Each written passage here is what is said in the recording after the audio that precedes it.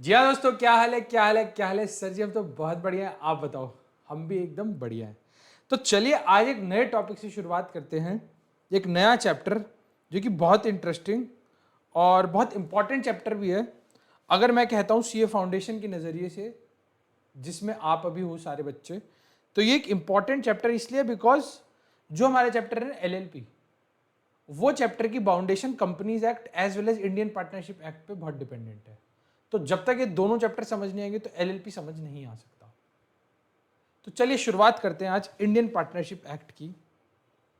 और Indian partnership act होता क्या है, कैसे होता है, इसके अंदर हम देखेंगे कि उसके एलिमेंट्स क्या होते हैं। पार्टनरशिप पार्टनरशिप के एलिमेंट्स क्या होते हैं, उसके अंदर पार्टनर्स किस किस तरह के होते हैं, किस किस तरह की पार्टनरशिप होती है, सब एक एक करके देखेंगे। बट सबसे पहले ना मैं आपको बताना चाहूंगा कि पार्टनरशिप का हिंदी में मतलब क्या है। पार्टनरशिप का मतलब है, मान लो मैंने और मेरे एक दोस्त ने मैंने और एक मेरे दोस्त ने एक अग्रीमेंट के अंदर एंटर करा कि हम ना साथ में एक बिजनेस करेंगे। मैंने और एक मेरे दोस्त ने एंटर करा एक अग्रीमेंट के अंदर कि हम ना साथ में बिजनेस करेंगे। उस अग्रीमेंट को, उस डीड को बोलते हैं हम पार्टनरशिप, अग्रीमेंट, पार्टनरशिप। और ये जितनी भी चीजें होती हैं डायरेक्ट होती है पार्टनरशिप एक्ट से, जो कि आया था 1932 के अंदर। तो दो बंदे या दो से ज्यादा बंदे जो कि एक अग्रीमेंट के अंदर एंटर करते हैं to carry on the business, वो एक बिजनेस करना चाहते हैं, तभी वो एक अग्रीमेंट के अंदर एंटर होते हैं। तो इसके अंदर दो तीन एसेंशियल एलिमेंट्स होते हैं कि दो या उससे ज्यादा बंदे होने चाहिए, दो या उससे ज्यादा पर्सन होने चाहिए जो कि बिजनेस ही कर रहे हो। कोई चैरिटेबल पर्पस के लिए कभी भी पार्टनरशिप नहीं बन सकती है। और business carried on by all और any one of them acting for all, मतलब या तो हम दोनों साथ में बिजनेस करें या चाहे मैं ही बिजनेस करूं, उसके बिहाफ पे भी मैं डिसीजन ले सकता हूं। तो उस चीज को भी हम पार्टनरशिप एक्ट के दायरे के अंदर ही लेके आते हैं। सबसे पहले ना मैं आपको दिखाना चाहूंगा पार्टनरशिप अग्रीमेंट। तो देखो, एक बार जूम करो। पार्टनरशिप अग्रीमेंट क्या होता है? पार्टनरशिप अग्रीमेंट दिख रहा है आपको? ये पार्टनरशिप डीड। अब इसके अंदर आप देखोगे यहां पे दो पार्टी है, party number 1 and party number 2। ठीक है, इसके अंदर क्या है, इन दोनों पार्टी के बीच में क्या हुआ है, अग्रीमेंट हुआ है। उसके बाद इन दोनों पार्टीज के नीचे साइन है, ये देखो साइन दिख रहा है, साइन। उसके बाद इतना तो हो गया। उसके बाद इनके सारे टर्म्स एंड कंडीशंस यहां पे आते हैं। ये सारे टर्म्स एंड कंडीशंस कि भाई फर्स्ट पार्टी का 50% शेयर रहेगा, सेकंड पार्टी का 50% शेयर रहेगा, और ऐसे करके इन्होंने बहुत सारे टर्म्स आगे लिखे हैं। लास्ट के अंदर इन्होंने विटनेस के सामने इस पार्टनरशिप डीड को करा दिया है साइन कि हाँ भाई ये दो विटनेस है। थोड़ा जूम करिए, दिख रहा होगा आपको विटनेस। ये पार्टी 1 है, ये पार्टी 1 है, ये पार्टी 2 है, और ये दोनों विटनेस है जिनके सामने साइन हो जाए। और ऐसे ही ये पार्टनरशिप अग्रीमेंट आती है। आपको समझ है, ये है पार्टनरशिप डीड। पार्टनरशिप डीड, ठीक है, ये पार्टनरशिप डीड है जो कि दो या दो से ज्यादा मेंबर्स के अंदर बनाई जाती है। और उसके अंदर हम टर्म्स एंड कंडीशंस को डिफाइन करते हैं कि हम बिजनेस कैसे चलाएंगे, क्या प्रॉफिट शेयरिंग रेशियो रहेगा, कितनी सैलरीज होंगी। इसके अंदर सैलरीज का भी सब कुछ लिखा हुआ है, सैलरीज का भी सब कुछ लिखा हुआ है कि भाई मैं आपको ना पढ़ के बताता हूं। इसमें क्या लिखा है, that the partners are entitled to draw the salary in the following manner on the first ₹3 lakh of the book profit, और इन केस ऑफ लॉस ₹1,50,000, और at the rate of 90% of the book profit whichever is more. ये कहना चाह रहे हैं starting के 3 लाख पे या तो 90% बुक प्रॉफिट का, या फिर 1.5 लाख, जो भी इन दोनों में से अधिक होगा, on the balance of the book profit eight the rate of 60%। कि भाई उनको सैलरी तो मिलेगी, बैलेंस प्रॉफिट भी मिलेगी 60%।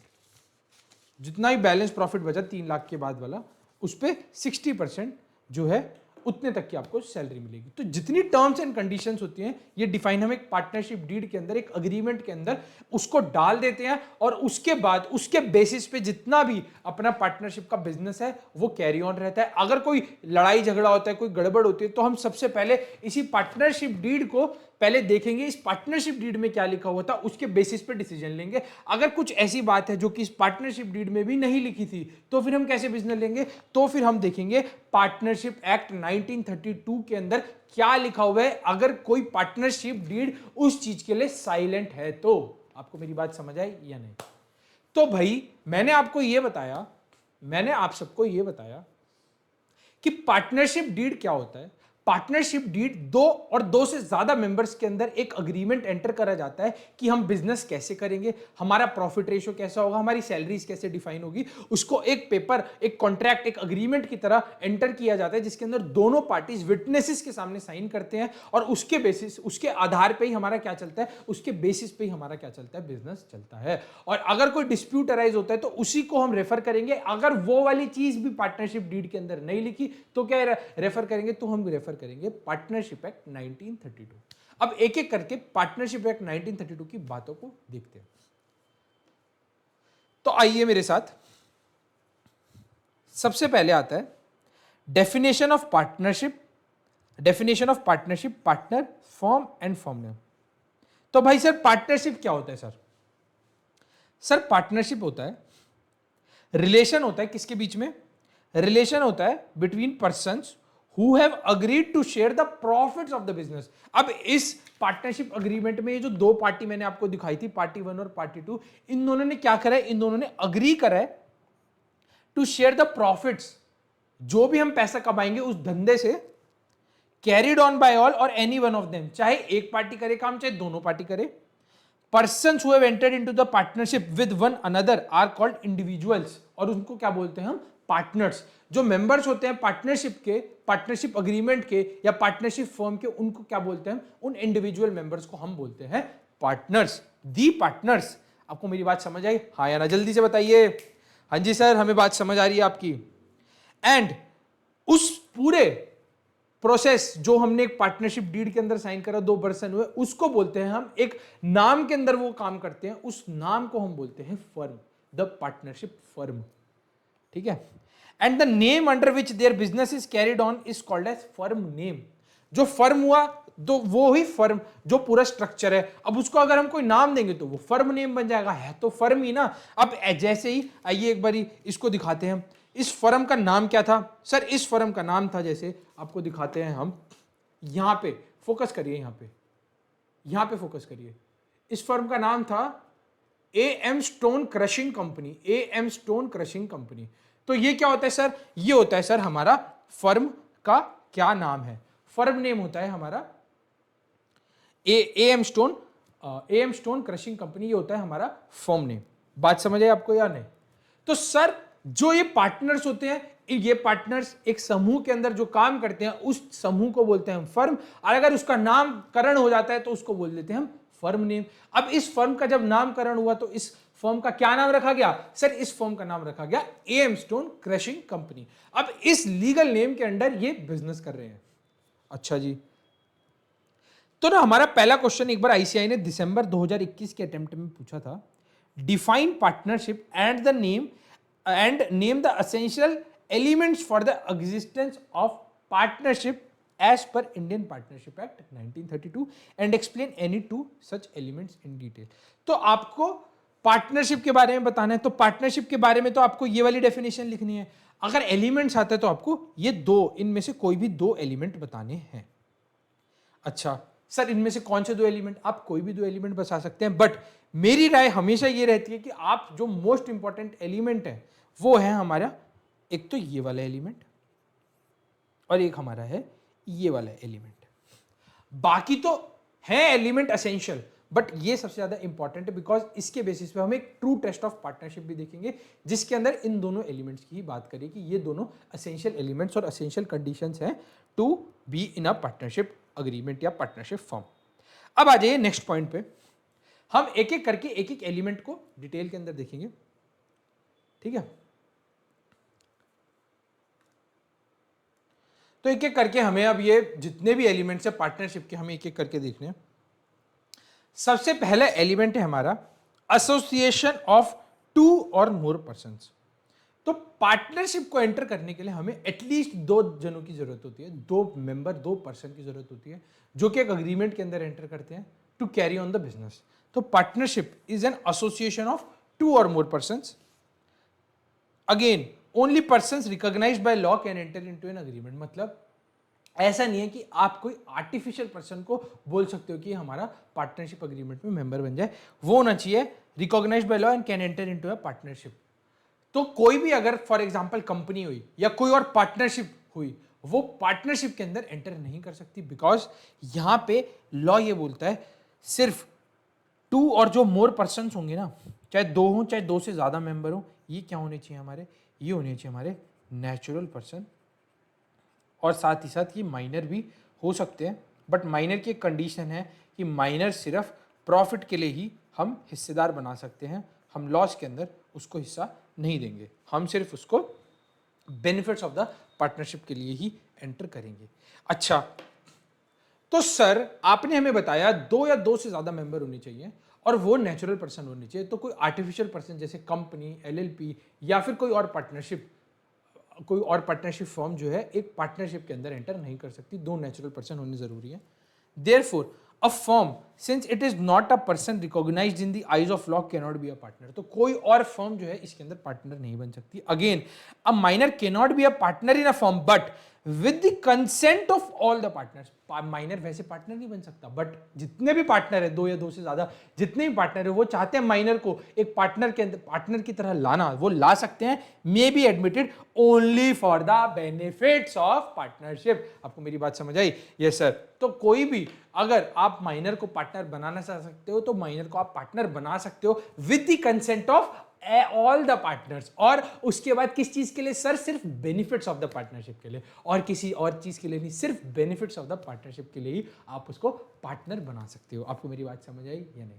यस सर, बिल्कुल समझ आ गया। तो association of 2 or more person जो कि नेचुरल पर्सन होने जरूरी है, कोई फर्म जो है हमारी पार्टनर नहीं बन सकती है। आप माइनर को भी पार्टनर बना सकते हो सिर्फ बेनिफिट्स ऑफ द फर्म के लिए with the consent of all the partners. में इसके रिटर्न नोट्स आपको जरूर दूंगा जो आपको एग्जाम से पहले सिर्फ वही पढ़ के जाओगे, और उसको मैं क्लास में एक बार रिवाइज भी कराऊंगा ताकि आपको कोई भी एग्जाम में 1% भी दिक्कत नहीं आएगी। बस आप मेरे साथ बने रहना, मेरी सारी बातें मानते रहना, एकदम आ जाइए।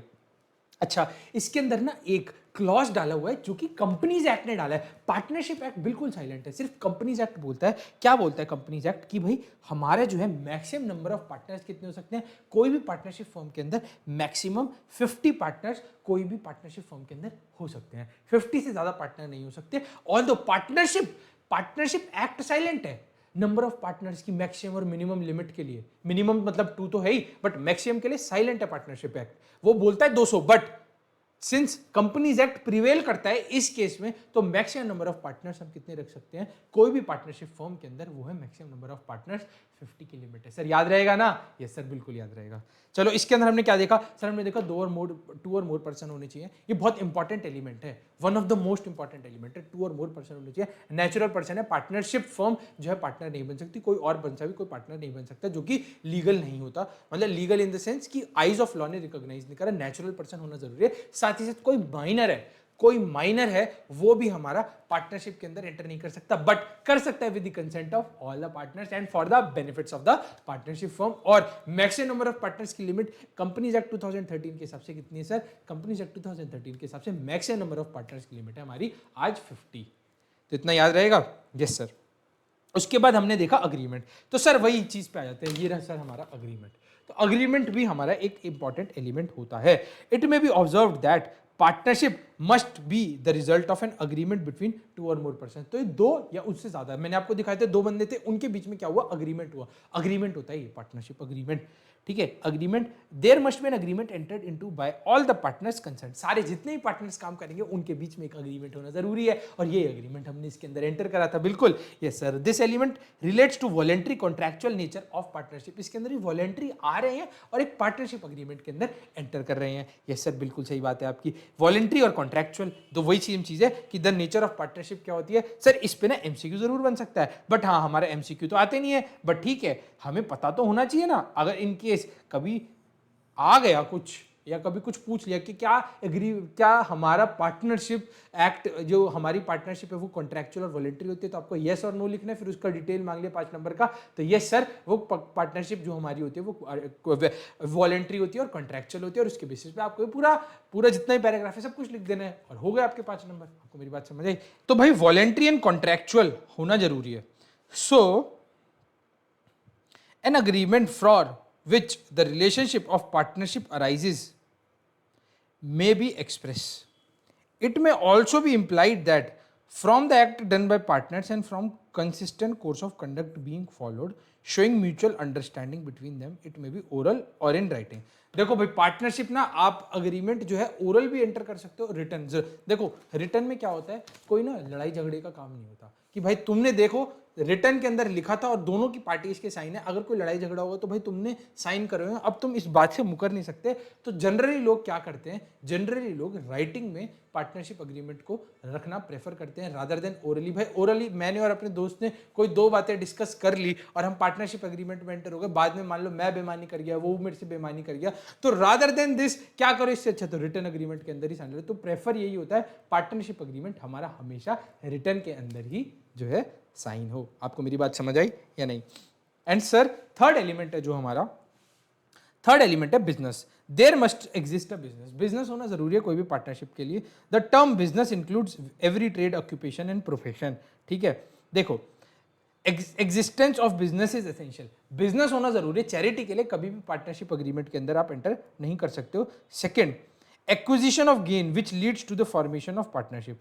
The motive of the business is, आपका मोटिव क्या होना चाहिए भाई, पैसा कमाना, acquisition of gains, that is very true. तो बिजनेस का काम भी यही होता है। तो अगर आप बिजनेस में एंटर करते हो तो आपका मेन मोटिव, मेन प्रॉफिट का क्या होना चाहिए, acquisition of gains. Therefore, there can be no partnership where there is no intention to carry on the business and to share the profit. अगर आपका कोई इंटेंशन नहीं है टू शेयर द प्रॉफिट, तो उसके अंदर कोई पार्टनरशिप डीड साइन नहीं हो सकती है। अग्रीमेंट टू शेयर प्रॉफिट्स, आपका जो अग्रीमेंट होना चाहिए पार्टनरशिप का, टू शेयर प्रॉफिट्स होना जरूरी है और ये लिखा होना जरूरी है, या फिर ऑलरेडी आपका समझौता इस चीज पे अग्री होना जरूरी है कि हाँ भाई आपका जो भी आप पैसा कमाओगे उसके अंदर आप शेयर करोगे प्रॉफिट, चाहे वो किस रेशो में भी शेयर करो, उस पे बात होनी आपकी जरूरी है, तभी जो है इसका एसेंशियल एलिमेंट जो है माना जाएगा। तो इसके अंदर ना 2 एलिमेंट है, एक तो ये वाला और एक business carried on by all और any one of them acting for all. ये सबसे मोस्ट इंपॉर्टेंट 2 फीचर्स हैं, 2 एलिमेंट हैं जो कि आईसीआई इस पे सबसे ज्यादा फोकस करके क्वेश्चन आपसे जो है पूछ सकता है। तो agreement to share profits, the sharing of profit is an essential feature of the partnership. एक पार्टनरशिप के अंदर प्रॉफिट के अंदर बंटवारा होना, उसको अग्री करना सबसे एक इंपॉर्टेंट और सबसे एक एसेंशियल फीचर है और कोई भी पार्टनरशिप का। There can be no partnership where only one of the partner is entitled to the whole of the profit. अगर एक ही बंदे को सारा प्रॉफिट मिल रहा है, कुछ भी परसेंटेज दूसरे पार्टनर को नहीं मिल रही, मैं कह रहा हूं चाहे 1% मिल रही है तो भी कुछ परसेंटेज तो मिल रही है ना। हो सकता है उसने कम कैपिटल लगाई हो सकता है सारे कनेक्शन ही दूसरे पार्टनर के हो सकता है उसको 1 ही % मिल रहा हो, बट 1% तो मिल रहा है ना। अगर एक पार्टनर, मान लो मैंने और मेरे दोस्त ने एक पार्टनरशिप डीड के अंदर पार्टनरशिप अग्रीमेंट के अंदर एंटर करा, और मैं ये बोल रहा हूँ जितना पैसा आएगा उसमें 100% प्रॉफिट मेरा रहेगा, थोड़ा बहुत तेरे को भी दे दूंगा, बट उसकी परसेंटेज डिसाइड नहीं करी और बोला कि तेरे को मैं मान लिया फिक्स दे दूंगा 50,000 रुपए। तो इसके अंदर क्या करा आपने, पार्टनरशिप अग्रीमेंट के अंदर साइन नहीं करा, बिकॉज इसके अंदर शेयरिंग ऑफ प्रॉफिट तो ही नहीं, क्योंकि सारा प्रॉफिट जो आपको मिल रहा है उस बंदे को तो 50,000 रुपए फिक्स मिल रहे हैं, चाहे प्रॉफिट हो चाहे वो नुकसान हो। तो ऐसे अरेंजमेंट को हम पार्टनरशिप नहीं बोल सकते हैं। तो अगर कोई बंदा सारा ही प्रॉफिट रख रहा है तो उसको हम पार्टनरशिप नहीं बोल सकते। Partners must agree to share the profits in any manner they choose. ये कोई भी मैनर हो, चाहे वो कैपिटल रेशो में हो, चाहे 1:1 हो, चाहे वो 3:2:1 हो, चाहे वो 50-50, कुछ भी परसेंटेज में हो, अगर वो अग्री हो रहा है तो वो पार्टनरशिप के दायरे के अंदर एलिमेंट आता है और वो होना जरूरी है, अदरवाइज वो पार्टनरशिप नहीं मानी जाएगी। But an agreement to share losses is not an essential element. अगर आप लॉसेस के बारे में कोई नहीं रखते और ये बोलते हैं कि चल प्रॉफिट हुआ ना हम 3:2 की रेशियो में बांटेंगे, बट लॉस हुआ ना तो सारा मैं करूंगा भी है, तो उस केस में भी पार्टनरशिप वैलिड मानी जाएगी। यहां पे सिर्फ हम शेयरिंग ऑफ प्रॉफिट की बात करें, यहाँ पे शेयरिंग ऑफ लॉस का हमने कोई जिक्र नहीं करा है। तो but an agreement to share losses is not an essential element. It is open to one or more partners to share, to agree to share all the losses. हो सकता है मैंने और अपने दोस्त ने अग्री कर लिया कि भाई जो लॉस होगा वो सारा मेरा, बट प्रॉफिट होगा 1:1 में बांटेंगे। हो सकता है मेरे पे ज्यादा पैसे और मैंने बोल दिया ये चीज, तो ये चीज भी एक वैलिड पार्टनरशिप मानी जाएगी। However, in the event of losses, unless agreed otherwise, these must be borne in the profit sharing ratio. अगर कुछ भी नहीं बोलते तो किस रेशियो में हमारा लॉस डिवाइड होगा? जिस रेशियो में हमारा प्रॉफिट डिवाइड होगा उसी रेशियो में हमारा लॉस डिवाइड होगा, अगर हमने लॉस के बारे में कोई चर्चा नहीं करी हुई। बट अगर हमने लॉस के बारे में बोला कि भाई हमारा प्रॉफिट तो 3:2 की रेशियो में डिवाइड होगा, लॉस जो है हमारा मैं ही सारा लॉस बियर करूंगा, 1:1 की रेशियो में डिवाइड होगा, तो उस रेशियो में डिवाइड होगा। बट हमने कहा कि प्रॉफिट हमारा 3:2 की रेशियो में डिवाइड होगा और हमने लॉस के बारे में कोई भी बात नहीं करी, बट उसके बाद भी कंपनी के अंदर लॉस हो जाता है, तो कैसे डिवाइड होगा? सर फिर डिवाइड होगा जो भी आपकी प्रॉफिट शेयरिंग रेशियो होगी, मतलब जो मेरी और मेरे फ्रेंड की प्रॉफिट शेयरिंग रेशियो होगी उस रेशियो में हमारा फिर पार्टनर जो लॉस होगा वो हमारा डिवाइड होगा। आपको मेरी बात समझ आएगी या नहीं? जल्दी से मेरे को बताइए। चलो एक एक घुट पानी पी लेते हैं इसी बात पे। चलो अब इसके अंदर कुछ एग्जांपल्स हैं जिसके अंदर बताना है कि पार्टनरशिप है या नहीं है। सबसे पहले है को owners who share amongst themselves the rent derived from a piece of land are not partners because there does not exist any business। अब एक बात बताओ, मान लो मैं और मेरा भाई एक प्रॉपर्टी है, पापा ने हमारे नाम करी हुई है, फॉर एग्जांपल मेरे और मेरे भाई के बीच में नाम करी और बोला है कि यार देखो अब इसका जितना भी रेंट आएगा ना वो तुम दोनों आपस में 50-50 बांट लेना। अब एक बात बताओ, हम उस प्रॉपर्टी के क्या हो गए? हम दोनों उस प्रॉपर्टी के हो गए को ओनर। अब हम उस पर बिजनेस तो कर नहीं रहे, हम सिर्फ रेंटल इनकम कमा रहे हैं। हमने कोई प्रॉफिट, हमने सिर्फ एक रेंटल का जो परसेंटेज है वो हमने बस वही डिसाइड करा है। हमने उसके अंदर कोई खर्चे की बात नहीं करी, कोई सैलरी की बात नहीं करी है, उसके अंदर कोई बिजनेस तो हो नहीं रहा है, बस एक रेंटल इनकम आ रही है, that is not a business. तो co-owners of the property is not a partnership. तो co-owners who share amongst themselves the rent derived from a piece of land are not partner because there does not exist any business। Business की definition क्या होती है? आप उसके अंदर कुछ काम कर रहे हो जिसके बेसिस पे आपको बहुत सारे प्रोसेसेस करने के बाद आपको कुछ पैसा डिराइव हो रहा है, उसको हम बिजनेस बोलते हैं। रेंट के अंदर क्या आपने रेंट पे भाड़े पे चढ़ाया, जो टेनेंट है वो आपको रेंट देता रहेगा, उसके अंदर आपका कोई बिजनेस नहीं हो रहा है, बस हाँ आप इसके अंदर बस रेंट कमा रहे हो, इसके अंदर ये हो गया को-ओनर। बट अगर आपका काम ही रेंट पे प्रॉपर्टी देना, आपका ये बिजनेस है कि भाई मेरे और मेरे भाई ने एंटर करा है पार्टनरशिप में, यार हमने बहुत सारी प्रॉपर्टी लेके उसको रेंट पे देंगे, तो उसका मैनेजमेंट हो गया, उसके अंदर हम करी बिजनेस रहे, तो हम पार्टनरशिप के अंदर आ जाएंगे, हम को-ओनर नहीं माने जाएंगे। फिर उसके अंदर हमने एक पार्टनरशिप फॉर्म के अंदर वो प्रॉपर्टी को लिया और उसके अंदर हमने रेशो डिवाइड करी कि हाँ भाई हमारा तेरा 3:3 रहेगा, मेरा 2 रहेगा, 3:2 की रेशो में हमने अपने रेंट को बांटा, या हमारी जो भी कमाई होगी हमने उस चीज को बांटा, वो होता है तो वो पार्टनरशिप मानी जाएगी। बट अगर कोई पीस ऑफ लैंड है उसके हम को-ओनर है बस, और उसका हमें रेंट आ रहा है, तो हम वो पार्टनरशिप नहीं मानेंगे, बिकॉज इसके अंदर जो मेन इंपॉर्टेंट एलिमेंट है बिजनेस का वो ही एग्जिस्ट नहीं करता, तो उसको हम पार्टनरशिप कैसे बोलेंगे? हाँ या ना? समझ आया? नहीं? यस सर, बिल्कुल समझ आ गया।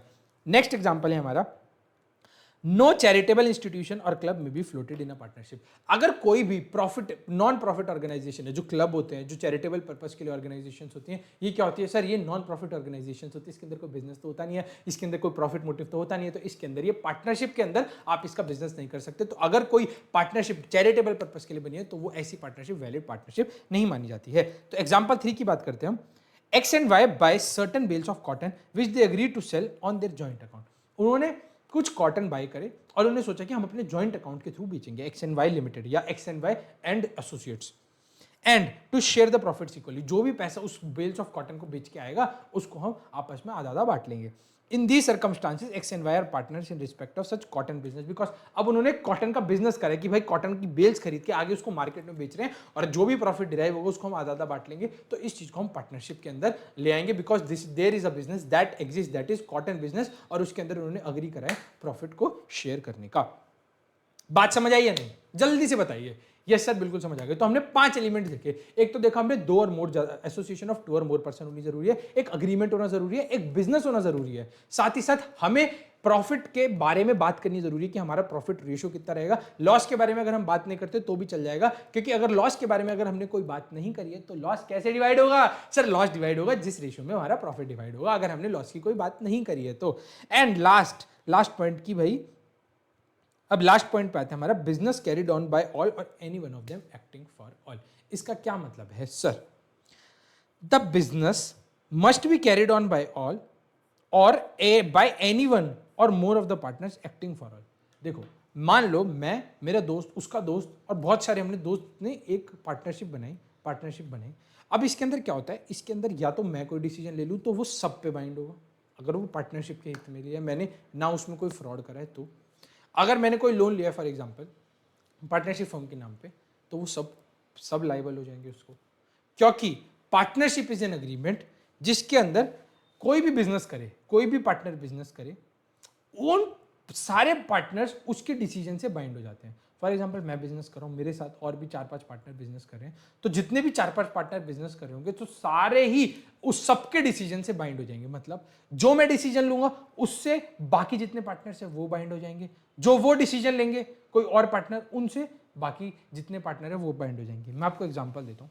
यहाँ पे इस पार्टनरशिप अग्रीमेंट के अंदर हमने क्या देखा था, इस पार्टनरशिप अग्रीमेंट में हमने देखा था यहाँ पे ना 2 पार्टनर है, एक श्री अशोक कुमार जो कि मेरे फादर हैं और श्री मनोज कुमार जो कि पापा के दोस्त हैं। ये एक पार्टनरशिप डीड के अंदर ये एंटर हुए थे, ठीक है। अब मेरी बात सुनना, अब श्री अशोक कुमार जो मेरे पिताजी हैं, अगर वो कोई डिसीजन लेते हैं, अगर वो कोई डिसीजन लेते हैं तो वो जो मनोज कुमार उनके दोस्त हैं वो उस चीज पे उनके ऊपर भी वो बाइंड हो जाएगा।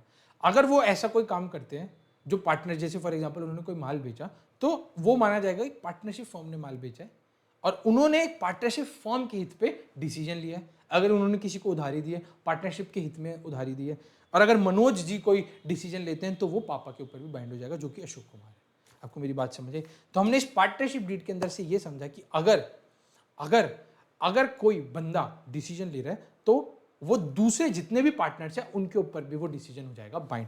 तो इसको हम बोलते हैं business must be carried on by all और any one of them acting for all. चाहे इसमें से मान लो फॉर एग्जांपल मेरे पापा ही सारा बिजनेस कर रहे हैं, सारी चीजें उस बिजनेस की सारी चीज का देख रेख जो है पापा कर रहे हैं, तो वो जितने भी डिसीजन पापा ले रहे हैं वो सारे मनोज जी के ऊपर भी बाइंड हो जाएंगे। तो ये होता है the business must be carried on by all of the partners, या तो दोनों पापा और मनोज जी दोनों बिजनेस करें या फिर एनी वन ऑफ देम, चाहे पापा करें चाहे मनोज जी करें, तो वो जितने बिजनेस डिसीजंस हैं वो सारे किस पे बाइंड हो जाएंगे, जितने भी पार्टनर्स होंगे। अगर मैं कोई डिसीजन ले रहा हूं अपने दोस्त के साथ जो मैंने पार्टनरशिप फॉर्म बनाई है, तो इसके अंदर कौन बाइंड हो जाएगा, तो जो मैं डिसीजन ले रहा हूं सारे जितने मेरे दोस्त हैं वो सब बाइंड हो जाएंगे। या फिर कोई और मेरा दोस्त डिसीजन ले रहा है तो उसके अंदर भी मैं बाइंड हो जाऊंगा और जितने बाकी दोस्त होंगे वो सारे भी बाइंड हो जाएंगे। तो इसके अंदर क्या बोला सर हमने, the business must be carried on by all the partners और एनी वन ऑफ देम और more of the partners acting for all. ठीक है, तो इसका एक क्वेश्चन है, business carried on by all और any one of them acting for all, discuss the statement under the Indian partnership Act. इसके अंदर सिंपल यही चीज डालनी है जो मैंने आपको बताई। This is the cardinal principle of partnership law. Cardinal मतलब fundamental principle, most important principle, जिसके बिना पार्टनरशिप में एंटर ही नहीं कर सकते। तो एक अग्रीमेंट की कैरिड ऑन बाय ऑल और any one of them acting for all, ये सबसे मोस्ट इंपॉर्टेंट फीचर है। तो यहाँ पे ना 2 इंपॉर्टेंट फीचर है, आपकी बुक के अंदर ये चीज मार्क हो गई होगी रेड से। एक तो ये business carried on by all any one of them acting for all और एग्रीमेंट टू शेयर प्रॉफिट्स। तो कभी भी एलिमेंट पूछे जाएं आपसे, टू एलिमेंट्स बताइए इन डिटेल, तो आपको ना ये 4th पॉइंट और ये 5th पॉइंट ही लिखना है।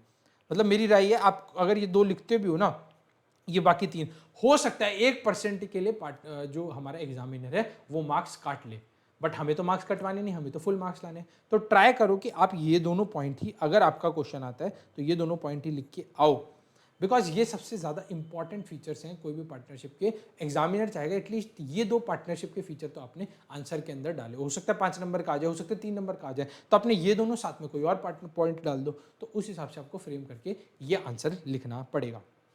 बात समझ आई या नहीं?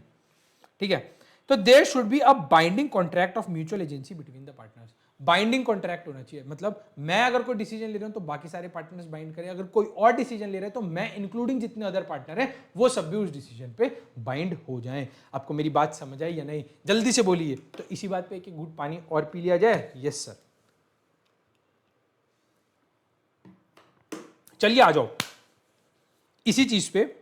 An act of one partner in the course of business of the firm is in fact an act of all the partner. मैंने अगर कोई एक्ट करा है तो सब पार्टनर, माना जाएगा कि सारे पार्टनर्स ने वही चीज एक्ट करी है।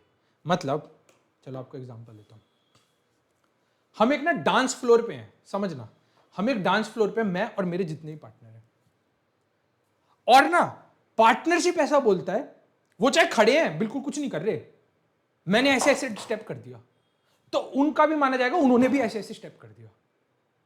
बात समझ आई? अगर कोई और पार्टनर ने स्टेप कर दिया ऐसे ऐसे ऐसे ऐसे ऐसे, तो माना जाएगा हम जितने भी पार्टनर खड़े ना उसने भी ऐसे ऐसे ऐसे स्टेप कर दिया। तो मतलब मैंने क्या बताया आपको, an act of one partner in the course of business of the firm is in fact an act of all the partner. ऐसे ऐसे ऐसे ऐसे मैंने कर दिया तो मतलब सबने, चाहे वो खड़े हैं कुछ नहीं कर रहे तो माना जाएगा उन्होंने भी ऐसे ऐसे, उन सबको जितने भी वहां जितने भी लोग सामने ऑडियंस बैठे हैं उन्हें लगेगा ये सारे भी ऐसे ऐसे कर रहे हैं। आपको मेरी बात समझ आ रही है? तो an act of one partner in the course of business of the firm is in fact an act of all the partner. आपको मेरी बात समझ आई या नहीं? इससे याद रहेगा, डांस स्टेज पे बहुत सारे पार्टनर्स खड़े हैं, एक पार्टनरशिप फर्म के अंदर वो एंटर है, जिसने एक्ट करा, किसी ने भी एक्ट करा, माना जाएगा सबने एक्ट कर दिया, उन सबको ऐसे दिखेगा सबने एक्ट कर दिया। आपको मेरी बात समझ आई या नहीं? इससे याद रहेगा नहीं रहेगा?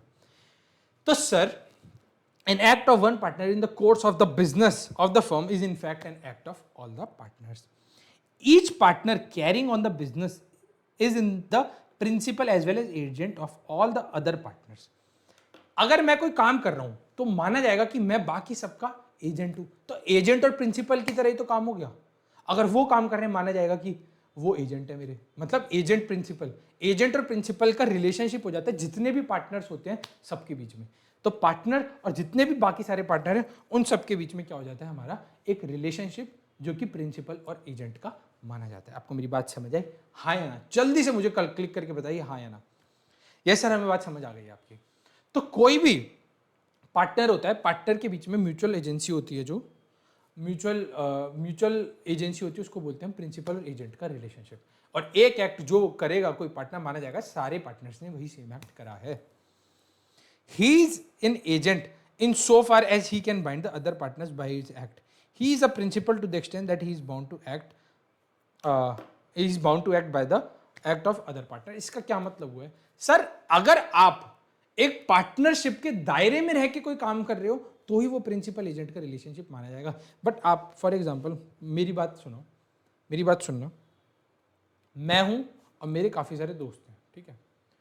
अब हमने ना अग्री करा था कि भाई ये जो एक्स बंदा है ना ये किसी को लोन नहीं दे सकता है, उसके बाद भी इस बंदे ने लोन दे दिया है, तो मतलब उसने जानबूझ के उस पार्टनरशिप अग्रीमेंट का उल्लंघन करा।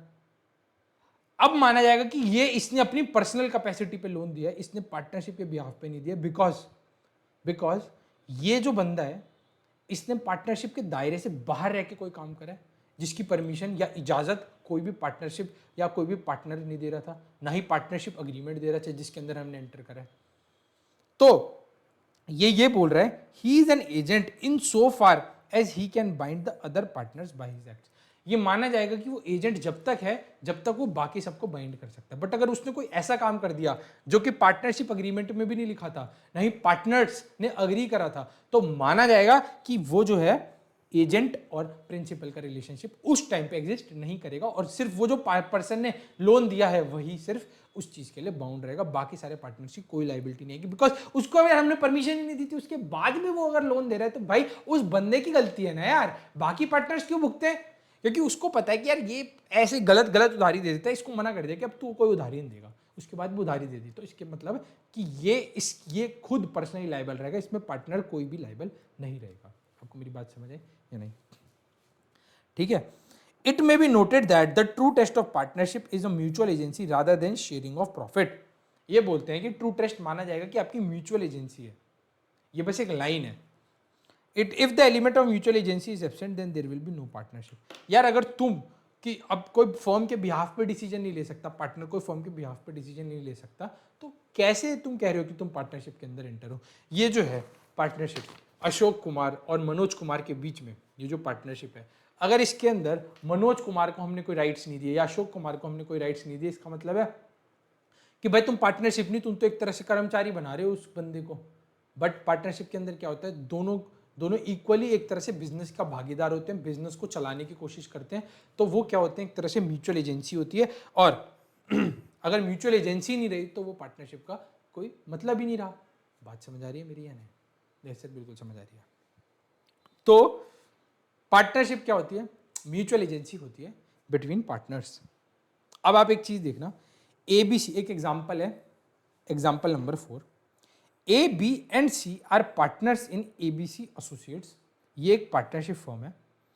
If A made certain purchases for the purpose of business from K, उसने कुछ खरीदा K से, then mister K can recover the money from A, B and C as all partners are liable for an act done on behalf of the firm. Simple सी बात है, ABC काम कर रहे हैं कोई पार्टनरशिप फर्म में, और उसमें से जो ए है कुछ गुड्स खरीद के ले आया के से, उसने तो भाई गुड्स खरीदोगे बेचोगे तभी तो बिजनेस होगा। अब वो गुड्स खरीद के ले आया के से, तो जितने भी पार्टनर्स हैं वो सारे भी के को लाइबल हो जाएंगे, बिकॉज ABC एंड एसोसिएट्स क्या है, एक पार्टनरशिप फर्म है। और अगर ए कोई काम करता है, या अगर कोई बी काम करता है, या फिर अगर कोई सी कुछ काम करता है, तो ये तीनों ही जो है बाइंड हो जाएंगे एक दूसरे के लिए, और माना जाएगा कि हाँ भाई उन्होंने एक बिजनेस डिसीजन जो है फर्म के बिहाफ पे ही लिया है, और वो वैलिड माना जाएगा। आपको मेरी बात समझ आई या नहीं, जल्दी से बताइए। यस सर, चलो इसी बात पे एक एक घूंट पानी। और एक ना सुप्रीम कोर्ट की जजमेंट आई थी केडी कमात एंड कंपनी के केस लॉ के अंदर, जिसके अंदर सुप्रीम कोर्ट ने बोला था कि 2 एसेंशियल कंडीशंस होनी जरूरी है कोई भी पार्टनरशिप को प्रूव करने के लिए, हाँ भाई ये पार्टनरशिप है। पहला होना चाहिए agreement to share the profits as well as the losses of the business. मैंने आपको 2 चीजें ना बहुत इंपॉर्टेंट मार्क कराई थी, ऊपर चल के दोबारा देखते हैं। सर आपने हमें कराया था एग्रीमेंट टू शेयर प्रॉफिट्स, और सर सुप्रीम कोर्ट ने भी 2 एसेंशियल कंडीशंस बता दिए। There should be an agreement to share the profits as well as losses of the business. आपका अग्रीमेंट होना चाहिए profit as well as losses का। चलो सुप्रीम कोर्ट ने तो ये दोनों चीजें बोल दी, बट हाँ 2, फॉर एग्जांपल हमने प्रॉफिट का तो अग्रीमेंट कर लिया कि हमारा 3:2 की रेशो में, और हमने लॉसेस का अग्रीमेंट नहीं करा, तो माना जाएगा कि लॉसेस भी हमारे उसी रेशो में, जिस रेशो में प्रॉफिट डिवाइड हो रहा है उसी रेशो में हमारे लॉसेस डिवाइड होंगे। तो वो बाय विदाउट सेइंग इंप्लाइड हो जाता है कि हाँ भाई हमारे लॉसेस भी उसी रेशो में बटेंगे। तो दैट इज वेरी सिंपल। नहीं कहते तो ये माना जाएगा कि भाई लॉसेस भी हमारे प्रॉफिट वाले रेशो में बटेंगे। The business must be carried on by all और any one of them acting for all with the meaning of definition of partnership under section 4। तो सर हमने आपको 5th एलिमेंट जो था business carried on by all और any one of them acting for all को भी हमने important mark कराया था, because as per Supreme Court decision in case law of KD कामात एंड कंपनी, इसके अंदर ये बोला गया था ट्रू टेस्ट ऑफ पार्टनरशिप तब माना जाएगा जब 2 एसेंशियल कंडीशंस फुलफिल होती हो। First of all agreement to share profits as well as losses of the firm, और सेकंड कंडीशन है business carried on by all और any one of them acting for all. अगर कोई बंदा सामने से डिसीजन ही नहीं ले पा रहा किसी दूसरे के बिहाफ पे, या उसको हमने राइट्स ही नहीं दे रखे कि तू डिसीजन मत ले, तो ऐसे केस में माना जाएगा कि भाई तुम्हारे बीच में म्यूचुअल प्रिंसिपल और एजेंट का रिलेशनशिप ही नहीं है, तो फिर आप पार्टनरशिप उस चीज को कैसे कह सकते हो। आपको मेरी बात समझ आ रही है? नहीं, यस सर बिल्कुल समझ आ रही है। ठीक है, ठीक है। तो the theory of partnership provided the 2 essential condition mentioned earlier are satisfied. ठीक है, the fact that exclusive power and control by agreement of the parties vested in one partner और further circumstances that only one partner can operate the bank account और borrow on behalf of the firm are not destructive of the theory of partnership. इसके अंदर ये बोल रहे हैं, देखो मान लो मैं और एक मेरा पार्टनर है, उसके अंदर हमने ये बोला गया कि भाई जो तू बैंक अकाउंट की जितनी भी डिटेल होगी, जो साइन वाइन करने होंगे तू करेगा। हमने पहले ही अग्री कर लिया, तो इसका मतलब ये नहीं है कि उस चीज़ को हम बोलेंगे कि हाँ भाई इसके अंदर प्रिंसिपल एजेंट का रिलेशनशिप नहीं और ट्रू टेस्ट ऑफ पार्टनरशिप ये आ नहीं रहा है। ऐसा कुछ नहीं है। अगर हमने मान लो अपनी रिस्पॉन्सिबिलिटीज को बांट लिया कि भाई परचेज सेल सारी चीजें मैं देखूंगा, बैंक का जितना काम है ये देखेगा, तो क्या दिक्कत है उसमें? कोई दिक्कत नहीं है, बैंक अकाउंट को ऑपरेट ही करेगा। तो इसका मतलब ये नहीं है कि हम पार्टनरशिप के अंदर एंटर नहीं हो रखे, हम पार्टनरशिप के अंदर फिर भी हैं। हमने कुछ रिस्पॉन्सिबिलिटीज पार्टनर को दे दी कि हाँ भाई ये पार्टनर बस इतनी रिस्पॉन्सिबिलिटी संभालेगा। हमने कहा कि हाँ भाई ये पार्टनर आगे लोन नहीं दे सकता, बाकी सारे काम कर सकता है, तो कोई दिक्कत नहीं है, वो पार्टनरशिप फिर भी मानी जाएगी। तो इसके अंदर यही बोला गया कि अगर फॉर एग्जाम्पल हम दो जने पार्टनर हैं और एक जने को बोल दिया कि तू बैंक अकाउंट ऑपरेट कर, बाकी सारी चीजें मैं देख लूंगा, तो कोई दिक्कत नहीं है। हम अपनी जो है अपनी रिस्पॉन्सिबिलिटीज को बांट के भी काम कर सकते हैं, तो भी वो भी पार्टनरशिप माना जाएगा। बात समझ आ रही है? नहीं। तो पार्टनरशिप अग्रीमेंट क्या होता है? एक पार्टनरशिप डीड जो होती है, नहीं पार्टनरशिप डीड होती है, इसको हम पार्टनरशिप अग्रीमेंट भी बोलते हैं। तो one and the same thing है partnership agreement as well as partnership deed. आपको मेरी बात समझ आई या नहीं? यस सर समझ आ गई। नेक्स्ट टॉपिक पे चलते हैं, true test of partnership. True test of partnership. Sir true test of partnership क्या होता है, कैसे होता है? तो एक क्वेश्चन आया था मई 19 के अंदर, whether a group of person is or is not a firm और whether a person is or not a partner in a firm, explain the mode of determining the existence of partnership as per Partnership Act. तो sir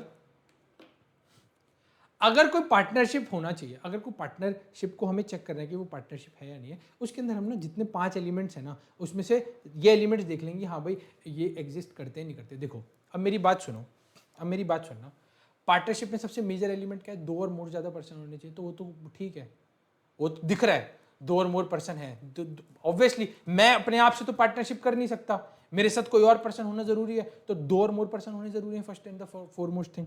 तो sir उस चीज को हम ना check नहीं करेंगे, हमें देखना है कि ट्रू टेस्ट ऑफ पार्टनरशिप के अंदर पार्टनरशिप है या नहीं है, उस चीज को हम चेक नहीं करेंगे, हम बाकी एलिमेंट्स को चेक करेंगे। क्या चेक करेंगे? कि भाई अग्रीमेंट है या नहीं है बिटवीन द पर्सन। मान लो मेरे और मेरे दोस्त के बीच में अग्रीमेंट तो है ना, हम दोनों आ तो गए लड़ाई झगड़ा लेके, बट मैं अकेला तो जा नहीं सकता, पहली बात भगा देगा, चल हट तू कौन, अरे तू कौन, अकेला थोड़ी पार्टनरशिप के अंदर एंटर कर जाएगा, दो होने बंदे तो जरूरी है। तो भाई मैं चला, मैं क्या करा, मैं पार्टनरशिप एग्रीमेंट हुआ नहीं था, बट मैं अपने दोस्त को ले गया, हाँ भाई चल रहा है, केस पे लड़ते हैं, टाइम पास करते हैं, चलो आज केस पे लड़ते हैं, टाइम पास करते हैं, काम धंधा तो है नहीं, क्या पैसे मारते हैं, चला जाओ। तो भाई सबसे पहले वो देखेंगे तुम्हारे बीच में एग्रीमेंट था भी या नहीं था, तो देखेंगे yes there was an agreement between all the persons concerned, the agreement was to share the profits of the business. तो जो बिजनेस कर रहे हो उसका प्रॉफिट शेयरिंग के लिए ही एग्रीमेंट था ना, देखो बिजनेस तो करोगे तभी पार्टनरशिप मानी जाएगी। तो ये देखेंगे agreement to share the profits of the business था या नहीं था। साथ ही साथ हम देखेंगे business was carried on by all और any one of them acting for all. तो ये तीनों चीज हम चेक करेंगे और देखेंगे कि हाँ भाई true test of partnership exist करता है या नहीं करता है। तो in determining whether the group of persons or is not a firm, इसमें बोल रहे हैं देखो ग्रुप ऑफ पर्संस तो हैं, अब वो हमारा पार्टनरशिप माना जाएगा या नहीं माना जाएगा, उस चीज को हमें चेक करना है। ग्रुप ऑफ पर्संस होते ही पार्टनरशिप तो आ ही गया कि भाई 2 और मोर पर्सन है, बट वो एक्चुअल में है या नहीं है, वो चीज को हमें इन 3 मेथड के थ्रू चेक करना पड़ेगा, 3 पॉइंटर्स के थ्रू चेक करना पड़ेगा। ये 3 पॉइंटर्स अगर उस पार्टनरशिप के अंदर एग्जिस्ट करते हैं तो वो पार्टनरशिप है, अदरवाइज वो पार्टनरशिप नहीं है। आपको मेरी बात समझ आई या नहीं समझ आई? यस सर बिल्कुल समझ आ गई। तो weather a person is or not a partner in a firm, regard shall have to be the real relationship between the parties as shown by the relevant facts taken together। तो इसके अंदर हमने ये 3 point दिखे। Agreement तो वही same चीज है, partnership is created between the agreement and not by status. आप एक अग्रीमेंट चाहे ओरल हो चाहे रिटर्न में हो, आपको एक अग्रीमेंट के अंदर एंटर करना पड़ेगा। The relationship of partnership arises from the contract and not from the status, and in particular the members of Hindu undivided family carrying on family business as such. तो इसके अंदर ये बोल रहे हैं देखो जो हमारा हिंदू अनडिवाइडेड फैमिली है, जो आपने 12th क्लास में बहुत अच्छे से पढ़ा होगा, तो हिंदू अनडिवाइडेड फैमिली बिजनेस होता है जो हमारा हिंदू अनडिवाइडेड फैमिली बिजनेस होता है, उसमें क्या होता है, हमारा हिंदू अनडिवाइडेड फैमिली बिजनेस के अंदर स्टेटस के बेसिस पे आप उस बिजनेस के जो है को पार्टनर्स बन जाते हो। को पार्टनर्स समझते हो, जो बिजनेस जो एचयूएफ के मेंबर्स होते हैं, बेसिकली जो एचयूएफ के पार्टनर्स होते हैं उनको बोलते हैं हम को पार्टनर्स, और उनका जो कर्ता धर्ता होता है उसको हम बोलते हैं कर्ता ऑफ द फैमिली, हिंदू, जो कि सबसे मेजर सबसे बड़ा बंदा होता है। देखो क्या होता है, पुरखों से बिजनेस चले आ रहे होते हैं, टाटा का चला आ रहा है, अंबानी का चला आ रहा है, तो सरकार ने एक हिंदू अनडिवाइडेड फैमिली बिजनेस का लॉ लाया जिसके अंदर जो मेजर जो बेसिकली उसका डायरेक्टर, मैनेजिंग डायरेक्टर, या ऐसे समझ लो कि जो उसका डेजिग्नेटेड पार्टनर, या ऐसे समझ लो कि उसका जो डायरेक्टर मेन पर्सन होगा वो होगा कर्ता, बाकी जितने लोग होंगे जैसे उसके बहू हो गया, उसका बेटा हो गया, उसके बच्चे हो गए, उसके पड़पोते हो गए, पोते हो गए, वो क्या माने जाएंगे, वो सारे माने जाएंगे को पार्टनर्स ऑफ दैट बिजनेस। बात समझ आई या नहीं? तो इसमें यही बताया कि जो पार्टनरशिप है वो स्टेटस से नहीं आती, आपको कॉन्ट्रैक्ट के अंदर एंटर करना पड़ेगा कि भाई 2 पार्टनर हैं, ठीक है, मान लो एक पार्टनर ए है और एक पार्टनर बी है, और एक पार्टनर जो बी है उसका वो मर गया, और अब उसके अंदर उसकी फैमिली का जो बेटा था वो पार्टनर नहीं बन जाएगा खुद से, आपको फिर जो ए है और उसके जो बेटे को, इन दोनों को पहले अग्रीमेंट के अंदर एंटर करना पड़ेगा। बट ये अगर सेम हिंदू अनडिवाइडेड फैमिली होती है, अगर ये बी बंदा मर जाता तो इसका जो बेटा है वो अपने आप ही को पार्टनर बन जाता, तो इस स्टेटस के बेसिस पे को पार्टनर बन जाते हैं हिंदू अनडिवाइडेड फैमिली के बिजनेस में, बट ऐसा ना पार्टनरशिप में नहीं होता है। आपको मेरी बात समझ आ रही है या नहीं? नेक्स्ट है sharing of profit. The sharing of profit और of gross return arising from the property. तो बेसिकली यही बोल रहा है कि जो प्रॉफिट है हमारा वो बंटना चाहिए। कॉमन इंटरेस्ट जो हमने देखा था कि भाई अगर आप को ओनर हो कोई प्रॉपर्टी के, तो वो हमारा शेयरिंग ऑफ प्रॉफिट में नहीं माना जाएगा, and the property does not make itself such person. तो शेयरिंग ऑफ प्रॉफिट में वो चीज नहीं मानी जाएगी, ठीक है।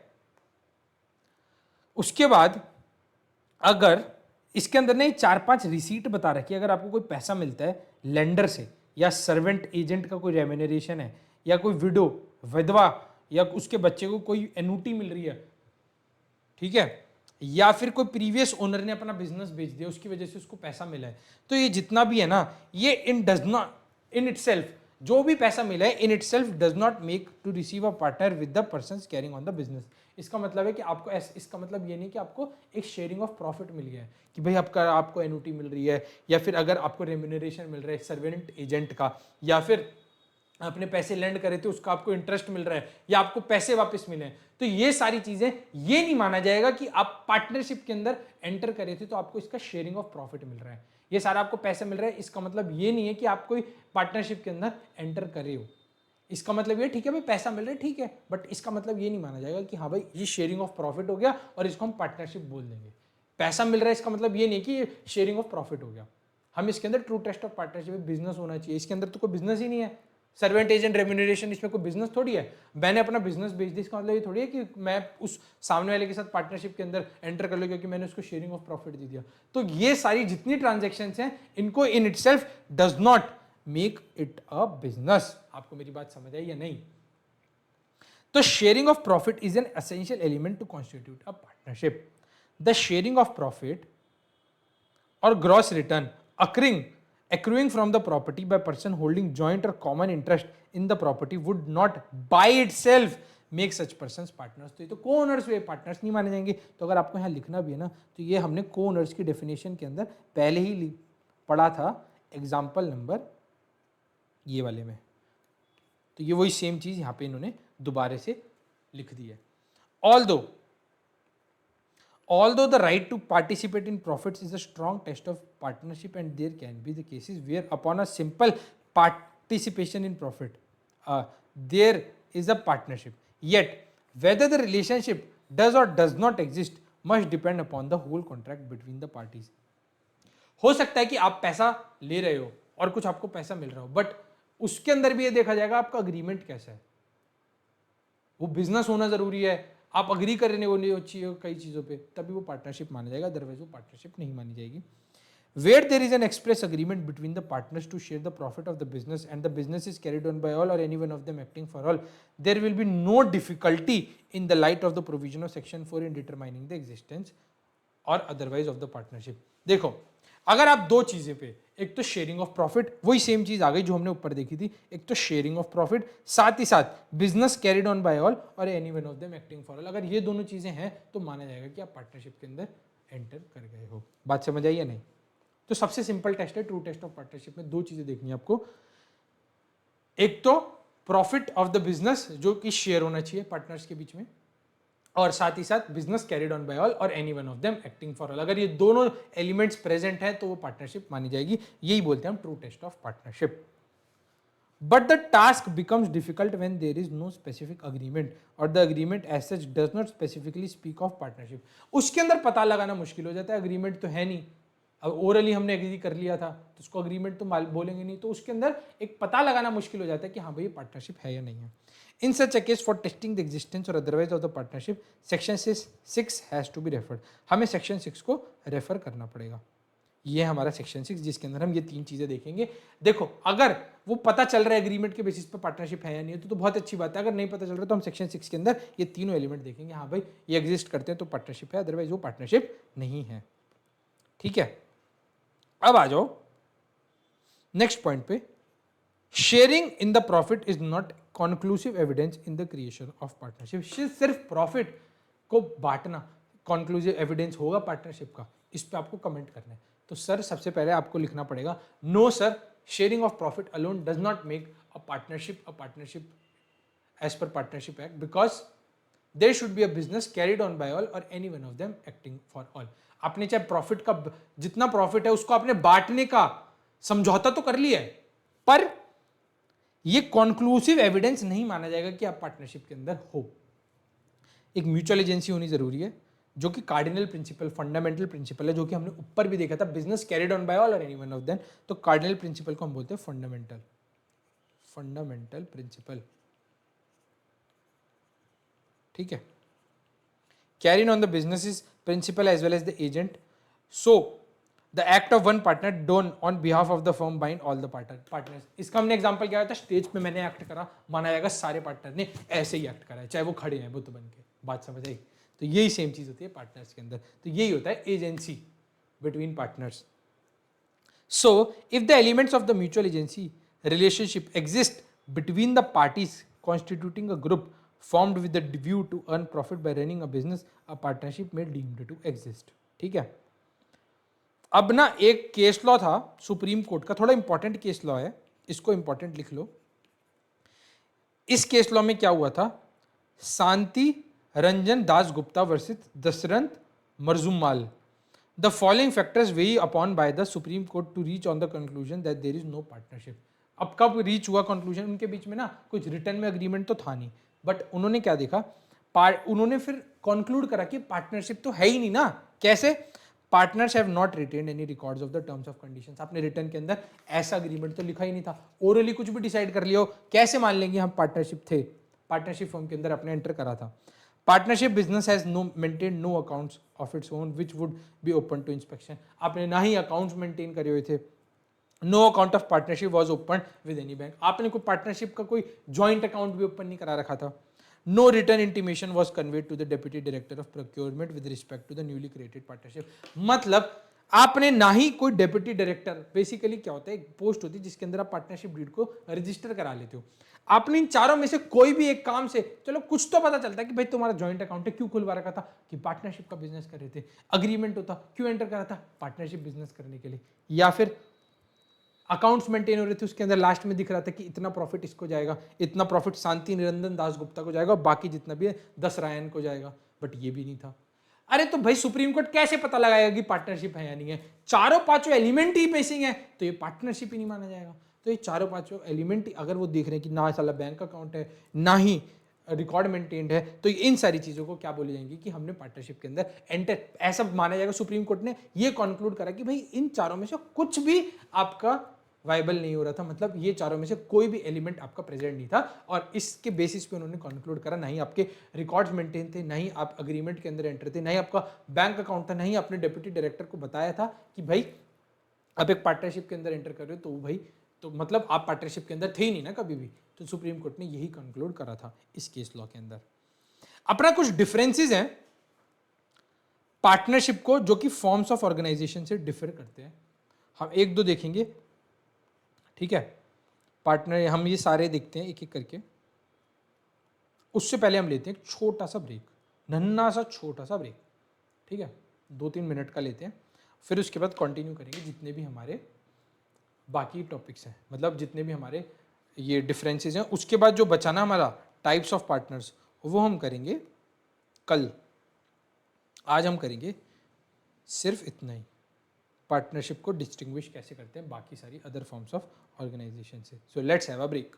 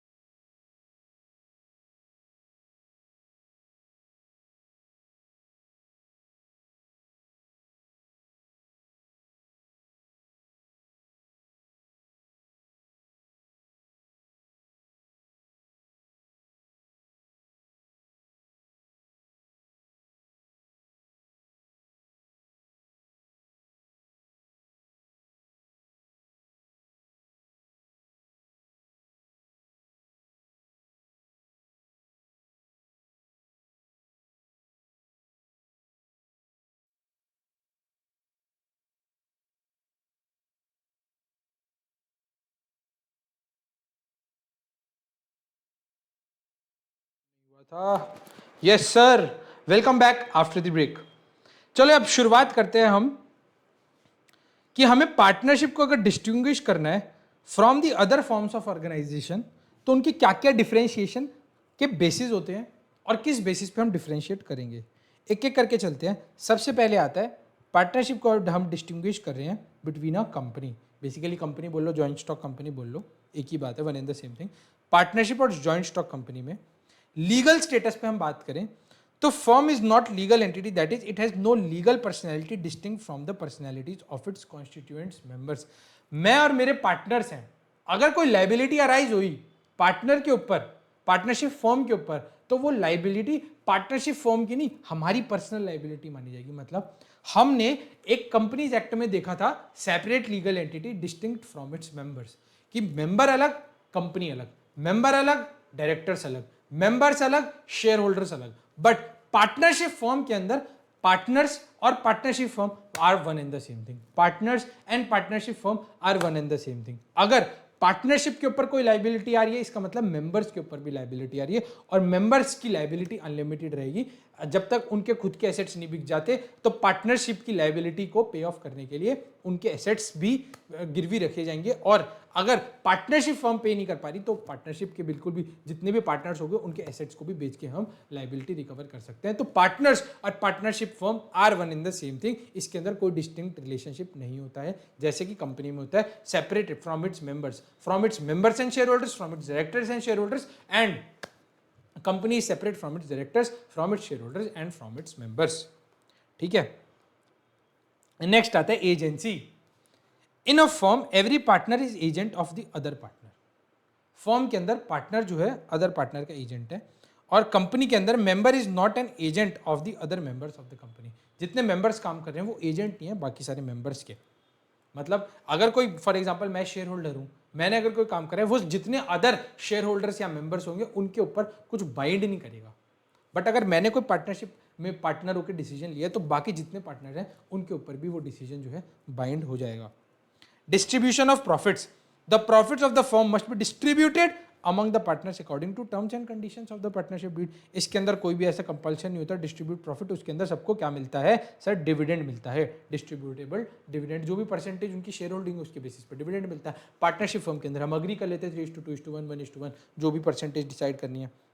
एक्सटेंट ऑफ लाइबिलिटी, इसके अंदर लाइबिलिटी ऑफ द पार्टनर क्या होती है? मैंने अभी बताया अनलिमिटेड होती है। अगर पार्टनरशिप के ऊपर कोई लाइबिलिटी आ गई तो उनके घर बार एसेट वेसेट सब बेच के भी हम पैसा रिकवर कर सकते हैं। जो भी जितने पार्टनर होंगे उनके जितने भी एसेट्स हैं हम प्राइवेट प्रॉपर्टी को बेच के पैसा रिकवर कर सकते हैं। बट कंपनी के केस में लिमिटेड बाय शेयर्स होते हैं, लिमिटेड बाय गारंटी होती है, और अनलिमिटेड कंपनी होती है। ये हमने कंपनी के चैप्टर के अंदर बहुत खोल करके बहुत अच्छे से इसको डिटेल में पढ़ा था। और एक होती है गारंटी कंपनी, जिसके अंदर अमाउंट ऑफ गारंटी जो है पहले से ही हम डिसाइड कर लेते हैं। Property, the firm property is that which is joint estate of all the partner is distinct from the separate estate from any one of them. हमने पार्टनरशिप के नाम पे एसेट खरीदा तो वो पार्टनरशिप का ही एसेट माना जाएगा। उसके अंदर कोई पर्सनल जो पार्टनर होंगे वो हक नहीं जमा सकते कि मेरा एसेट है या मेरा एसेट है, वो पार्टनरशिप का एसेट माना जाएगा। इन द कंपनी जो प्रॉपर्टी होगी वो कंपनी की प्रॉपर्टी मानी जाएगी, सेपरेट फ्रॉम इट्स मेंबर्स। वही सेम चीज़ है। और जब अगर वो बेचनी होगी तो उनको इन डिविडेंड के फॉर्म में, रिफंड के फॉर्म में उनको पैसा मिल जाएगा। ट्रांसफर ऑफ शेयर्स, जो पार्टनरशिप का शेयर है वो ट्रांसफर नहीं हो सकता without the consent of all the partner. मान लो 10 पार्टनर हैं तो 10 के 10 हाँ बोलते हैं तो ही उसका जो शेयर है ट्रांसफर हो सकता है। बट अगर कोई शेयर होल्डर है इन केस ऑफ कंपनी वो ट्रांसफर कर सकता है, और पब्लिक कंपनी के केस में तो फ्रीली ट्रांसफरेबल है। बट प्राइवेट कंपनी के केस में कुछ रिस्ट्रिक्शंस हैं, आर्टिकल्स और मेमोरेंडम के बेसिस पे हमारे को ट्रांसफर करना पड़ेगा, बट हो जाता है वहाँ पे भी। Management, in the absence of an agreement the contrary all the partners are entitled to participate in the management of the company. जितने भी पार्टनर्स होंगे वो एंटाइटल होंगे in the management of the company में पार्टिसिपेट करने के लिए। Members of the company are not entitled to take part in the management unless they are appointed as director. सिर्फ डायरेक्टर्स ही यहाँ पे डिसीजन लेते हैं। शेयर होल्डर अगर डिसीजन लेने लगे तो लाखों शेयर होल्डर्स हैं, रिलायंस लिमिटेड के तो लाखों शेयर होल्डर हैं, अगर सब अपना डिसीजन लेने लगे तो चल रही रिलायंस कंपनी। तो इसके अंदर डायरेक्टर्स ही डिसीजन लेते हैं। Registration is not compulsory in case of partnership. का रजिस्ट्रेशन जरूरी नहीं है, अगर आप कराते हो तो आप आगे भी देखेंगे हम कि अगर आप कराते हो तो आपके ऊपर क्या पॉजिटिव होता है और क्या नेगेटिव इंपैक्ट होता है। A company can not came into existence without its registration under companies act. इसका तो एग्जिस्टेंस में ही नहीं आ सकता विदाउट कंपनीज एक्ट का registration. Winding up, partnership firm can be dissolve at any time, partner agree कर ले वो डिसॉल्व हो सकते हैं, बट कंपनी जो है डिसॉल्व होगी, एनसीएलटी ऑर्डर देगा रजिस्ट्रार, फिर कंपनी का नाम स्टक करेगा, तभी कंपनी डिसॉल्व होगी। अकॉर्डिंग टू सेक्शन 464, इसके अंदर मैक्सिमम नंबर ऑफ पार्टनर्स की लिमिट है जो 2013 ने 100 लगाई थी, बट उसके बाद ना रूल्स के अंदर अमेंडमेंट आके इसको लिमिट कर दिया गया 50 को, जो हमने ऊपर देखी। तो लेटेस्ट लिमिट आपको 50 की याद रखनी है, 100 को भूल जाओ। अब प्राइवेट कंपनी के अंदर तो हमने बताया था मैक्सिमम नंबर ऑफ मेंबर्स होते हैं 200, मिनिमम होते हैं 2। और प्राइवेट पब्लिक कंपनी के अंदर क्या होते हैं सर, पब्लिक के अंदर मिनिमम नंबर ऑफ मेंबर होते हैं 7 और मैक्सिमम की कोई लिमिट नहीं होती इन केस ऑफ पब्लिक कंपनी और प्राइवेट कंपनी। और एक होती है 1% कंपनी जिसके अंदर मिनिमम और मैक्सिमम नंबर ऑफ पर्सन होते हैं 1, मतलब मेंबर्स। ड्यूरेशन ऑफ एग्जिस्टेंस, इसके अंदर हम कभी भी कर सकते हैं, मतलब there is a contrary to the contract, इसके अंदर हमने ड्यूरेशन ऑफ एग्जिस्टेंस मतलब कब तक वो एग्जिस्ट रहेगी, चाहे हम हो सकता है वॉलंटरी उसको वाइंड अप कर दें, हो सकता है कोई पार्टनर की डेथ हो जाए या कोई पार्टनर रिटायर हो जाए, कोई पार्टनर इंसॉल्वेंट हो जाए तो भी पार्टनरशिप बंद हो जाएगी, बट कंपनी जो है परपेचुअल सक्सेशन इंजॉय करती है। हमने इसके अंदर एग्जाम्पल देखा था रतन टाटा जी का, जिसके अंदर रतन टाटा जी चाहे स्वर्ग सिधार गए, बट उसके बाद भी जितनी भी टाटा की कंपनियां हैं वो सारी आज भी ऑपरेशनल है, आज भी चल रही हैं। तो कंपनी जो है परपेचुअल सक्सेशन को एंजॉय करती है। नेक्स्ट डिफरेंस देखेंगे पार्टनरशिप फर्म का और एक क्लब का। तो पार्टनरशिप फर्म किस चीज के लिए बनी होती है, प्रॉफिट कमाने के लिए। क्लब किसके लिए बना होता है, बेनिफिशियल पर्पस को प्रमोट करने के लिए। रिलेशनशिप कैसा होता है पार्टनर्स का, पार्टनरशिप फर्म में पार्टनर्स होते हैं, इसमें लोग होते हैं जो वो मेंबर्स होते हैं। Interest in the property, property has interest in the property of the firm, partner के इंटरेस्ट होता है प्रॉपर्टी ऑफ द फर्म में, बट क्लब की प्रॉपर्टी के अंदर जितने मेंबर्स होते हैं उनका कोई इंटरेस्ट नहीं होता, वो क्लब बिल्कुल अलग चलता है। Dissolution, a change in the partners of the firm affect its existence, but club के केस में चेंज इन द मेंबरशिप, हो सकता है आप एक क्लब के मेंबर हो आज, अब क्लब के मेंबर अगले साल नहीं हो, तो उसकी वजह से क्लब बंद नहीं हो जाएगा। पार्टनरशिप और हिंदू अनडिवाइडेड फैमिली के अंदर बिजनेस डिफरेंस देखते हैं। मोड ऑफ क्रिएशन क्या है, आपको अग्रीमेंट के अंदर एंटर करना पड़ता है पार्टनरशिप के लिए। हिंदू अनडिवाइडेड फैमिली में आपको स्टेटस के बेसिस पे ही आपको क्या मिल जाती है, partnership. Death of member, death of partner ordinary leads to dissolution of partnership, कोई मेंबर की डेथ हो जाती है ordinary leads to dissolution of partnership, but जो हिंदू अनडिवाइडेड फैमिली में डेथ के बाद क्या हो जाता है, उसका वो स्टेटस को पार्टनर का मिल जाता है, जो सबसे बड़ा बंदा होता है वो कर्ता बन जाता है, मैनेजमेंट सारे पार्टनर इक्वली रिस्पॉन्सिबल होते हैं, यहाँ पे जो मेल सबसे बड़ा मेंबर होता है फीमेल या मेल वो करता होता है बिजनेस का। Authority to bind, every partner can by his act bind the firm, the karta और the manager has the authority to contract for the family business and other members in the family. तो मतलब जिसमें यहाँ पे कर्ता decision लेता है, यहाँ पे कोई भी पार्टनर डिसीजन ले सकता है। लाइबिलिटी क्या होती है इनकी, liability of the partner is unlimited होती है। हिंदू अनडिवाइडेड फैमिली में only the liability of karta is unlimited, जितने अदर को पार्टनर्स होंगे उनकी liability to the extent of the share in that profit या फिर फैमिली बिजनेस, जितना उनका हिस्सा होता है उतनी ही उनकी लाइबिलिटी रहती है, बाकी सारी लाइबिलिटी और जो कर्ता की होती है उसकी लाइबिलिटी होती है unlimited. Calling for accounts on closure, a partner can bring suit against the firm for accounts provided, also seek dissolution of the firm। इसके अंदर अगर अकाउंट्स नहीं प्रोवाइड करे वो डिसोल्यूशन सीख कर सकता है। On the separation of joint family a member is not entitled to ask for accounts of the business, अगर कोई बंदा को पार्टनर हट जाता है, को पार्टनर नहीं है, तो वो बंदा अकाउंट्स नहीं मांग सकता है कंपनी के। बट अगर मैं पार्टनर हूं और मैं अकाउंट्स मांग रहा हूं, उसके बाद पार्टनरशिप फर्म मना करिए अकाउंट्स देने के लिए, तो मैं बोल सकता हूं कि भाई ऐसे तो चलेगा नहीं, पार्टनरशिप को डिसॉल्व करता हूं। गवर्निंग लॉ है इंडियन पार्टनरशिप एक्ट 1932, यहाँ पे हिंदू लॉ है। माइनर कैपेसिटी क्या है, minor can not become a partner but बन सकता है with the consent of all the partner, और किसके लिए, सिर्फ बेनिफिट्स के लिए। In Hindu undivided family a minor becomes a member of the ancestral business in the institute, जैसे वो बच्चा पैदा होगा कोई भी फैमिली बिजनेस के अंदर, वो हिंदू अनडिवाइडेड फैमिली का वो वैसे ही बंदा बन जाएगा। कंटिन्यूटी में क्या रहता है, firm subject to contract between the partner get dissolve by the death और इंसॉल्वेंसी ऑफ द पार्टनर, भाई डेथ हो गई इंसॉल्वेंसी हो गई तो पार्टनरशिप बंद हो जाएगी। बट हिंदू अनडिवाइडेड फैमिली में ऐसा कुछ नहीं है, डेथ की वजह से उसकी एग्जिस्टेंस पे कोई इफेक्ट नहीं आएगा। नंबर ऑफ मेंबर्स मैक्सिमम 50 होते हैं, इसके अंदर कोई लिमिट नहीं होती है। इसके अंदर एग्रीमेंट के बेसिस पे पैसा डिवाइड होगा, इसके अंदर नो को person definite share his interest is fluctuating, इसके अंदर वो डिसाइड करते हैं फैमिली मेंबर्स कितना उनका शेयर रहेगा। ठीक है, partnership versus co-ownership or joint ownership, that is the relationship which subsists between the persons who owns the property jointly or in common। देखो अब इसके अंदर क्या है, कुछ और डिफरेंसेस दे रखे हैं दो, ये और फटाफट से खत्म कर लेते हैं। पार्टनरशिप क्लब के बीच में ये दे रहे हैं प्रॉपर्टी के ऊपर। Formation, partnership always rise out of contract express और इम्प्लाइड हो, और क्लब कैसे राइज होता है, एग्रीमेंट और कॉपरेशन ऑफ लॉ, जिसके अंदर मेंबर्स अलग होते हैं। Implied agency, partner is the agent of the other partner और को owner is not the agent of the other को ओनर्स। जो अगर कोई क्लब है, क्लब के अंदर कोई को ओनर है, तो उसके अंदर बाकी जितने एजेंट, इसमें ना प्रॉपर्टी की बात कर रहे हैं, इसके अंदर प्रॉपर्टी की बात करें, को ओनरशिप में arise either from the agreement और by the cooperation of law, the co owner is not the agent. आप ना एक काम करो, आप ना यहाँ पे इसको क्लब की जगह को ओनर लिखो, ये गलत लिखा हुआ है, को ओनरशिप लिख दो, पता नहीं क्लब कैसे लिखा हुआ है, को ओनरशिप आएगा, इसको काट के को ओनरशिप लिखो।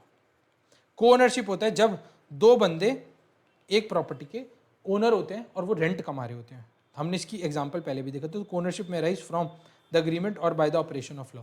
फॉर एग्जांपल कोई बंदा मर गया, उसके दो बेटे थे, तो इन दो बेटे अब क्या बन गए, मालिक बन गए कोई प्रॉपर्टी के, तो वो बन जाएंगे को ओनर, वो बन गए इनहेरिटेंस ऑफ लॉ की बेसिस पे, या फिर अग्रीमेंट के अंदर एंटर कर लिया, मतलब मैंने और मेरे एक दोस्त ने एंटर करा कि हम एक प्रॉपर्टी खरीदते हैं और इसका जो रेंट है हम दोनों आपस में डिवाइड कर लेंगे, तो वो क्या है, वो एक तरह से को ओनरशिप हो गई। ठीक है। Nature of interest, there is a community of interest which means that profit and losses must have to be shared. Profit and loss यहाँ पे शेयर्ड होगा। Co-ownership does not necessary involve sharing of profit and losses. इसके अंदर हमारा rent decide हो, उसमें profit and loss जरूरी नहीं है शेयर हो, सिर्फ हो सकता है सिर्फ रेंट शेयर हो।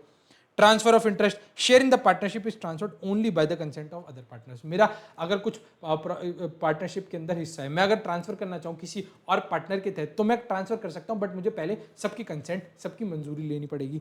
अ co owner may transfer his interest और rights in the property without the consent of other co owners. वो चाहे तो वो किसी और के नाम पे अपनी प्रॉपर्टी को ट्रांसफर कर सकता है, उसको कंसेंट लेने की कोई जरूरत नहीं है। इसके अंदर भी ना यहाँ पे लिखो एसोसिएशन,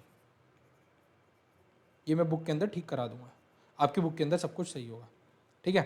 तो इसके अंदर वो मीनिंग बता दिया, एसोसिएशन का मीनिंग बता दिया, evolves out of social cause and there is no necessary motive to earn share of profit. Association होता है जैसे फॉर एग्जांपल लेबर की यूनियन होती है ना, या फिर एक होता है बिजनेस का एसोसिएशन, मतलब कोई पर्टिकुलर जगह पे बिजनेस हो रहा है, जैसे फॉर एग्जांपल सब्जी मंडी में जाते हो तो सब्जी मंडी में सब्जी वालों की एक एसोसिएशन होती है, उसको बोलते हैं एसोसिएशन, वो भी एक लीगल फॉर्म होता है। तो association evolves out of social cause and there is no necessarily motive to earn share. क्यों बनाते हैं एसोसिएशन, कि भाई हम मार्केट को सही तरीके से चलाए, उसके अंदर कोई पैसा कमाने का मोटिव नहीं होता है। तो intention is to enter into a business, यहाँ पे कोई इंटेंशन नहीं होता है पैसा कमाने का। एग्जाम्पल क्या है, partnership to run a business and earn profit, members of charitable society और रिलीजियस एसोसिएशन और इंप्रूवमेंट स्कीम और बिल्डिंग कॉर्पोरेशन। तो बेसिकली हमने क्या करा, सब्जी मंडी वालों के एसोसिएशन है ताकि वो अच्छे से सब्जी मंडी को चला पाए, तो इस चीज को बोलते हैं एसोसिएशन। होप सो, आशा करता हूँ आपको ये लेक्चर अच्छा लगा होगा, आपको बिल्कुल मजा आया होगा, समझ आया होगा जो भी हमने पढ़ा। Kinds of partnership, kinds of partners, वो हम अगली क्लास में देखेंगे। आज के लिए इतना ही रखते हैं। Thank you so much, take care all, love you all, bye bye. हम इसको दोबारा से एक बार रिवाइज करेंगे अगली क्लास के अंदर, जितना भी अभी तक हमने पढ़ा है, और उसके बाद नया टॉपिक को शुरुआत करेंगे। Thank you so much, take care all, love you, bye bye.